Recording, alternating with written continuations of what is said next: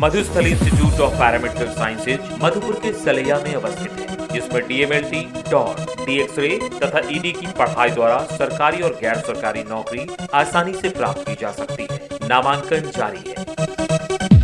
नमस्कार, news line में आपका स्वागत है। इस वक्त की बड़ी खबरों को लेकर मैं हूं राम। खबरों की शुरुआत करेंगे। सबसे पहले आज मधुपुर में न्यूज लाइन के खबर का असर हुआ है। जी हां, न्यूज लाइन के द्वारा विगत दिनों दिखाया गया था कि किस प्रकार से स्वास्थ्य विभाग की टीम मधुपुर पहुंचकर प्रतिबंधित पॉलीथीन व प्रतिबंधित गुटखा को लेकर के छापेमारी की, और इस छापेमारी में फाइन तो औने पौने किया गया, 200-250 रुपये तक का फाइन हुआ, लेकिन इसके पीछे बहुत बड़ा रुपयों का खेल हुआ है।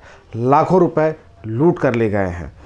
वहीं इसको लेकर के सजग हुए आपके चैम्बर ऑफ कॉमर्स के तमाम अधिकारीगण, और सबों ने एक स्वर में निर्णय लिया कि इस प्रकार की जो घटना हुई है इसको लेकर के वे सभी माननीय मंत्री हफीजुल हसन को उन्होंने शिकायत की है। मंत्री ने कहा है कि इस पर वे ठोस कार्रवाई करेंगे। आइए सुनाते हैं क्या कहा चैम्बर ऑफ कॉमर्स के महासचिव ने। झारखंड में तंबाकू निषेध कानून इन दिनों अधिकारियों की मोटी रकम उगाही का धंधा बन गया है।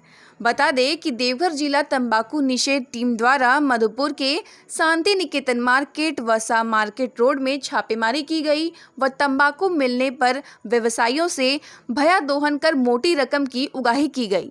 बदले में व्यवसायियों को मात्र 200 रुपये का जुर्माना राशि काटकर राहत दिया गया, जिससे सरकारी राजस्व की बड़ी क्षति हुई।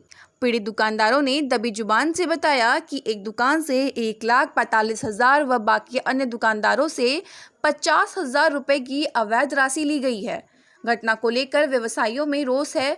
चैम्बर ऑफ कॉमर्स के महासचिव हेमंत नारायण सिंह ने कहा कि इस संबंध में स्थानीय विधायक मंत्री हफीजुल हसन ने दोषी अधिकारियों पर कार्रवाई की मांग की। कार्रवाई नहीं होने पर चैम्बर ऑफ कॉमर्स ने बाजार बंद की धमकी दी है। तंबाकू निषेध दस्ता जिला से आई थी। डॉक्टर आलोक सिंह थे, डॉक्टर भारद्वाज थे और टीम में शामिल थे। उन लोगों ने तंबाकू को रोकने के लिए अभियान चलाया। कुछ मामूली मात्रा में जब्त भी किए गए सामान, 200 रुपये का रसीद भी काटा गया। मैं इसका सम्मान करता हूँ। जो गुटखा प्रतिबंधित है झारखंड में, जो पॉलीथीन प्रतिबंधित है, उन समूह का रुकना चाहिए, चलन रुकना चाहिए। समाज में गलत संदेश जाता है वो होना चाहिए, मगर पॉलीथीन की आड़ में या तंबाकू की आड़ में कल जो खेला गया यहाँ पर, वो कड़ी रूप से मैं उसकी भर्त्सना करता हूँ, निंदा करता हूँ। चारों व्यापारियों से अच्छी रकम वसूली गई, जो आश्चर्यजनक है। मगर व्यापारी कहीं भी जाकर के वो डीसी महोदय के पास हो या मंत्री महोदय के पास हो, कहीं कोर्ट में जाकर कहने को व्यापारी तैयार है, गवाही देने को तैयार है कि किस तरीके से। और मुझे इसका भी अफसोस है कि कुछ समाज के षड्यंत्रकारी तत्वों ने गुपचुप तरीके से गिरफ्तारी और केस का भय दिखा करके अच्छे रूप से अवैध वसूली कर ली। और इस बात की पूरी सूचना मैंने माननीय मंत्री हमारे विधायक हफीजुल अंसारी साहब को अपने दी है, और उन्होंने देवघर बात भी किया सिविल सर्जन महोदय से। बिल्कुल कड़ी कार्रवाई का उन्होंने आश्वासन दिया है। और व्यापारी कोरोना से ऐसे ही तबाह हैं, आर्थिक तंगी में हैं। छोटा मोटा ऐसा हुआ है, कुछ गलती उन लोगों से हुई है, वो गलती नहीं होनी चाहिए। व्यापारियों को भी मैं कहना चाहता हूं कि जो प्रतिबंध सरकार के द्वारा लगाया गया है, उन सब पदार्थों का बिक्री बिल्कुल नहीं करें। मगर भयादोहन किसी भी शर्त पे चैम्बर ऑफ कॉमर्स बर्दाश्त नहीं करेगी। हो सकता है हम लोग को बाजार बंद करना पड़े, रोड में उतरना करें। अहिंसात्मक आंदोलन इसके खिलाफ हम लोग करेंगे। आपके चैनल के माध्यम से मैं सरकार को या अधिकारियों को ये सूचना देना चाहता हूँ। वहीं इस लूट की घटना, यूँ कहें पर्दे के पीछे की लूट की घटना को लेकर के गठबंधन पार्टी कांग्रेस के नेता फैयाज कैसर ने भी अपनी प्रतिक्रिया जाहिर की। उन्होंने कहा कि इस प्रकार की जो हरकत जिन अधिकारियों के द्वारा की गई है बिल्कुल ही शर्मनाक है, और अगर इस प्रकार के हरकत करने वालों पर सरकार के द्वारा या फिर यहाँ के जनप्रतिनिधि के द्वारा कार्रवाई नहीं की जाती है तो जनता का पार्टी के प्रति और सरकार के प्रति विश्वास उठ जाएगा। ये बात जो है ये सही है कि कल मधुपुर में कई दुकानदार जो हमारे हैं मधुपुर के, वहाँ पर देवघर जिला से स्वास्थ्य जो है जांच में आए थे यहाँ पे, है ना, उड़न दस्ता के तौर पे जो आए, और कई दुकानों पर उन्होंने छापामारी की। ठीक है, सरकार का नियम है और 1 तारीख से पूरे भारत में भी प्लास्टिक को बैन किया गया है और झारखंड सरकार भी गुटखा पे और तंबाकू पदार्थ इस सब पे बैन किया हुआ है, ये सारा लोग जानते हैं। शांति निकेतन में मुख्यतः होलसेल दूसरे खाद्य पदार्थ का व्यवसाय होता है, बहुत कम मात्रा में वहाँ पे गुटखा देखने को मिलता है। उसी दौरान पता चला कि छापामारी दल जो है, जो दस्ता है, वो वहाँ गए और कई दुकानों में जब छापामारी की तो कुछ मात्रा में गुटखा का कुछ 2-4 पुड़िया वगैरह इस टाइप का निकला हुआ। तो लोग बोला ठीक है सर, गलती हो गया और जो है आप इसका जो भी फाइन कीजिएगा फाइन ले लीजिए और आइंदा हम लोग नहीं बेचेंगे। लेकिन उन लोग जो है उन लोग को प्रेशर बनाने लगे कि नहीं हम FIR करेंगे, नहीं हम आप लोग को जेल भेजेंगे, आप क्यों गुटखा रखे, क्यों जो है तंबाकू रखे, आपको नहीं मालूम है। मैंने बोला सर गलती होगी, अब नहीं रखेंगे, आप बहुत ज़्यादा नहीं, हम लोग देखिए यहाँ पर तो आटा चावल चपाती सब बेचते हैं, बहुत कम है। इसी बीच में उन लोगों को बहुत ज़्यादा प्रेशर बनाने लगा, एक तरह सोचा जाए तो टॉर्चर करने लगा। व्यवसायी वर्ग के लोग बेचारा डर गए और डर गए। फिर वहाँ पर उसके साथ में कोई बिचौलिया भी थे वहाँ पे और उनके साथ जो टीम आया हुआ था देवघर का प्लस मधुपुर का 1-2 लोग कोई बिचौलिया थे उस बीच में। और फिर साइड में लोग से नेगोशिएशन मैंने बात होने लगा तो एक का जो दुकानदार तो बोला कि नहीं सर हम तो उतना कुछ है भी नहीं, हम FIR कीजिए, हम जेल जाने को तैयार हैं। लेकिन इसी बीच में जो है फिर बात आगे बढ़ा और उन्होंने कहा नहीं नहीं ऐसा कुछ नहीं होगा, ये होगा और हम आप लोग का फाइन काटेंगे। बोला ठीक है, जो जेल में काटिए। तो जिस तरह का उन लोग का बयान, कुछ जो पदाधिकारी हैं जो देवघर से आए थे नोडल पदाधिकारी, उन्होंने भी कहा कि हमने छापामारी जो की चारों दुकान में तो बहुत कम मात्रा में था, जो नियम के अनुसार हमने कार्रवाई की और 200 रुपया करके रसीद काट दिया। वहाँ तक बहुत अच्छी बात कही, लेकिन ये तो ओनली फॉर शो था, दिखावा था। आपने 200 करके रसीद काट दिया, लेकिन उसके साइड में जो आप बिचौलिए के माध्यम से जो पैसा वसूली जो किए हैं, कई लाख रुपया जो 4 दुकान से वसूली किए हैं और इस तरह कई बार का शिकायत है। इससे पहले भी पदाधिकारी थे, उनका शिकायत उसको हटाया गया।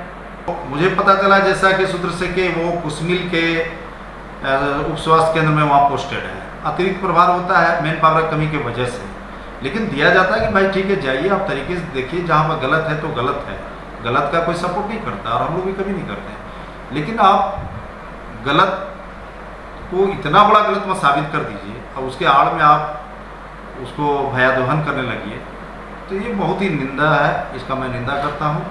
और मुझे काफ़ी तकलीफ़ हुआ है, बहुत दिनों के बाद हम इस मुद्दा को लेकर उठे हैं। अब मेरा ये आदत है कि जिस मुद्दा को लेकर उठते हैं उसको अंजाम तक पहुँचाते हैं, ऐसा मेरा कोशिश है। इसलिए अब माननीय मंत्री जी भी आ रहे हैं, हम लोग इंतजार कर रहे हैं। सिविल सर्जन साहब से बात हुआ है, इसके बाद DC साहब से बात होगी, आगे का जो भी है फिर कार्रवाई होगा। इसलिए हम तमाम व्यवसायी वर्ग से ये आग्रह करेंगे, आप लोग को एकदम डर भय कोई आवश्यकता नहीं है, आप लोग यूनाइट रहें, आप लोग चेंबर के भी साथ रहें, हम लोग भी हर वक्त साथ हैं, हमारी सरकार आपके साथ है, हमारे मंत्री आपके साथ हैं, इसलिए आपको डरने की आवश्यकता नहीं है, आपको इंसाफ जरूर मिलेगा। यही मैं आपके चैनल के माध्यम से कहना चाहता हूँ।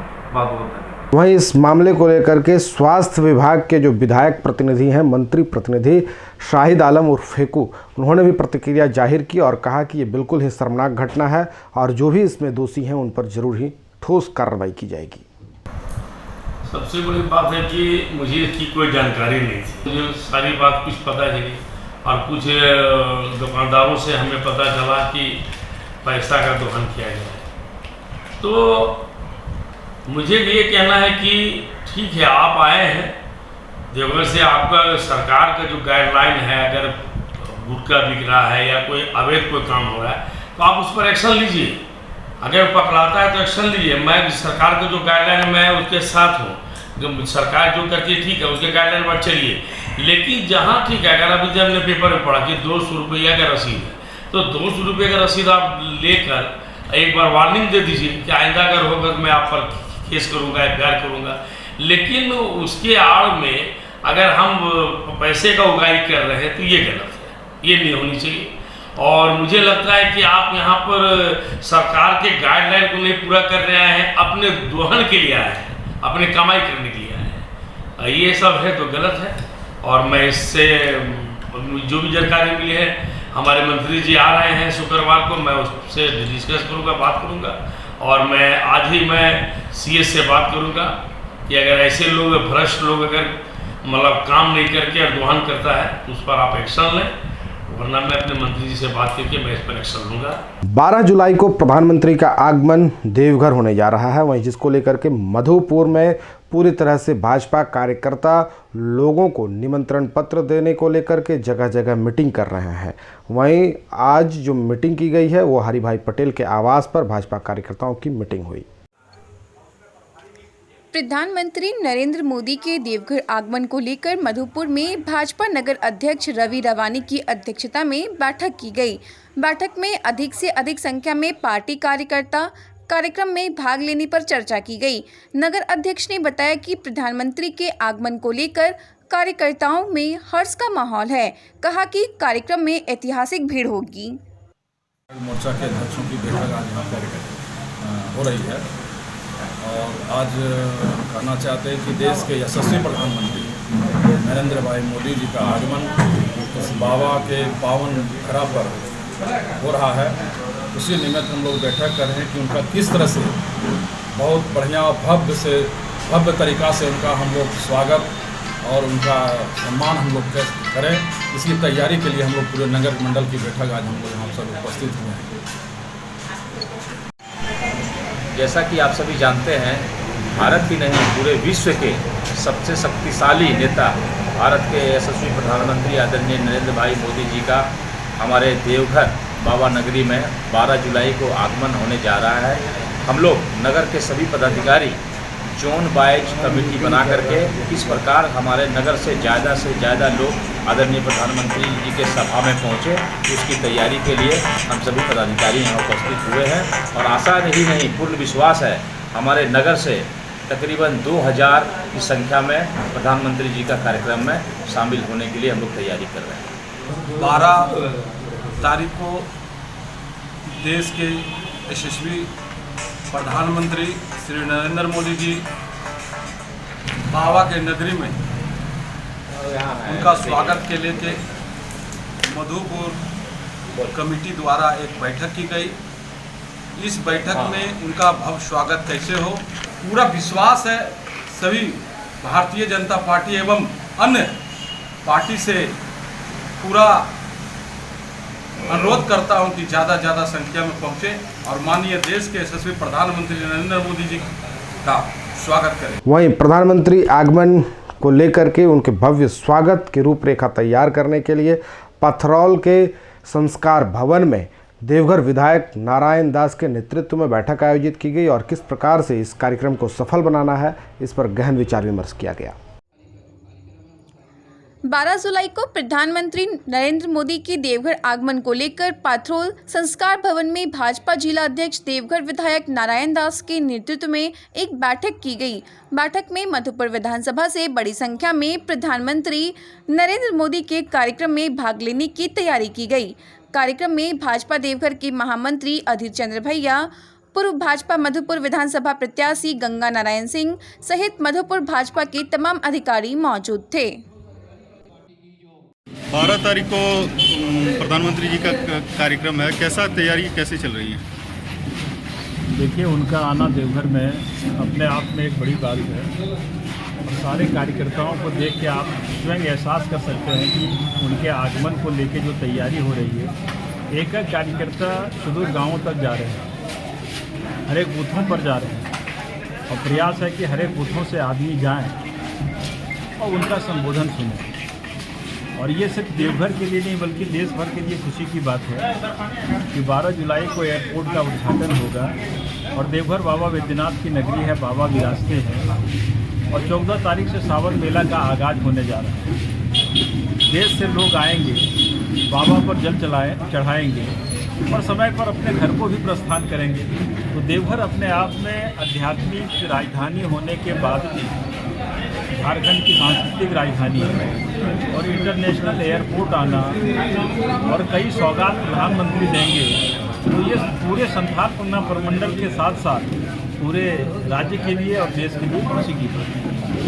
और महेंद्र मुनि सरस्वती शिशु विद्या मंदिर में संस्कृत सप्ताह का आयोजन किया गया है। इस संस्कृत सप्ताह में बच्चों को संस्कृत संभाषण, गीता पाठ समेत तमाम जो धार्मिक संस्कृति से जुड़ी हुई किताबें हैं संस्कृत में उन सबों का पाठ कराया जाएगा और उन्हें संस्कृत की शिक्षा दी जाएगी। महेंद्र मुनि सरस्वती शिशु विद्या मंदिर में संस्कृत सप्ताह का शुभारंभ हो गया है। एक सप्ताह तक चलने वाले इस कार्यक्रम में सस्वर भगवद गीता का पाठ, सुभाषितानी का पाठ, संस्कृत गीत तथा संस्कृत संभाषण प्रतियोगिता के रूप में कराए जाएंगे। आज के सुभाषितानी की प्रतियोगिता में बच्चों ने बढ़ चढ़कर हिस्सा लिया। कार्यक्रम के संयोजक परमानंद सिंह ने बताया कि यह प्रांतीय योजना है जिसका उद्देश्य संस्कृत भाषा को बढ़ावा देना और जन जन तक पहुंचाकर अपनी संस्कृति को सुदृढ़ करना है। आज की प्रतियोगिता में आदित्य पांडे प्रथम, कुंदन कुमार द्वितीय और अनुज कुमार तृतीय रहे। समापन समारोह में इन बच्चों को पुरस्कृत किया जाएगा। आइए अब आपको ऐसी खबर से रूबरू कराते हैं जिसे देखकर आपको भी अब पदाधिकारियों पर कम से कम विश्वास तो ज़रूर जगेगा। जी हाँ, एक और जहां आप देखते होंगे कि लोग जॉब में आने के बाद या फिर पदाधिकारी बनने के बाद चैम्बर छोड़कर फील्ड में नहीं जाते, लेकिन वहीं मधुपुर अंचल के अंचलाधिकारी परमेश्वर कुशवाहा वे आज मधुपुर शहर में किसी कार्य से भ्रमण कर रहे थे। इसी दौरान उन्होंने देखा कि दूसरी तरफ से एक विकलांग अपने 3 पहिया गाड़ी से पिता पुत्र साथ में आ रहा था। पुत्र सुनील दास विकलांग, उसके पिता नकुल दास साथ में उसकी गाड़ी को चला रहे थे। माननीय अंचलाधिकारी कुशवाहा जी की नज़र उस विकलांग पुत्र पर पड़ी। उन्होंने उन दोनों पिता पुत्र को अपने सामने बुलवाया और उसकी जानकारी ली कि क्या तुम्हें विकलांग पेंशन मिलता है या फिर जो भी इससे संबंधित लाभ हैं वे मिल रहे हैं। पिता का साफ कहना था कुछ नहीं मिल रहा है। आओ देखा ना ताओ, कुशवाहा जी ने उनका पूरा डिटेल्स लिया, बैंक खाता नंबर, आधार कार्ड नंबर और मोबाइल नंबर, ये सभी लेकर के त्वरित कार्रवाई करते हुए मात्र महज घंटे 2 घंटों में ही उन्होंने उसे पूरी तरह से अपडेट कर दिया और वो अपडेट करने के बाद आज ऑनलाइन सुनील दास का हो चुका है और अब से कुछ ही दिनों के बाद उसे अब विकलांग पेंशन मिलना शुरू हो जाएगा। तो ज़रूर ये एक अच्छी तस्वीर है समाज के प्रति या जनता के प्रति, लोगों के प्रति। पदाधिकारियों की इस प्रकार की कार्यशैली से समाज में पदाधिकारियों पर लोगों का भरोसा जगेगा और ज़रूर वे अपने जिस कार्य को लेकर के पदाधिकारी के समक्ष जाएंगे उनका कार्य भी पूरा होगा।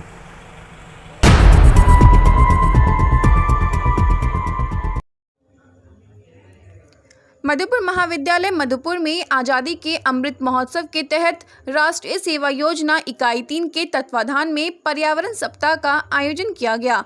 इस अवसर पर एनएसएस के स्वयंसेवकों ने महाविद्यालय प्रांगण में पौधारोपण किया। मौके पर महाविद्यालय के प्रभारी प्राचार्य डॉक्टर रत्नाकर भारती, कार्यक्रम पदाधिकारी अनीता गुआ हेम्ब्रम, होरिन हाजदा, तबस्सुम अंसारी, मुजम्मिल हुसैन समेत कई शिक्षक और दर्जनों छात्र छात्राएं मौजूद थे। खबरों का सिलसिला न्यूज़ लाइन पर लगातार जारी है। बने रहे हमारे साथ, जल्द मिलेंगे कुछ और ताज़ा तरीन अपडेट के साथ। लेकिन जाने से पहले बता दें, मधुपुर समेत तमाम आसपास की खबरों से रूबरू होने के लिए आप देखिए हमारी वेबसाइट www.newslinejharkhand.in।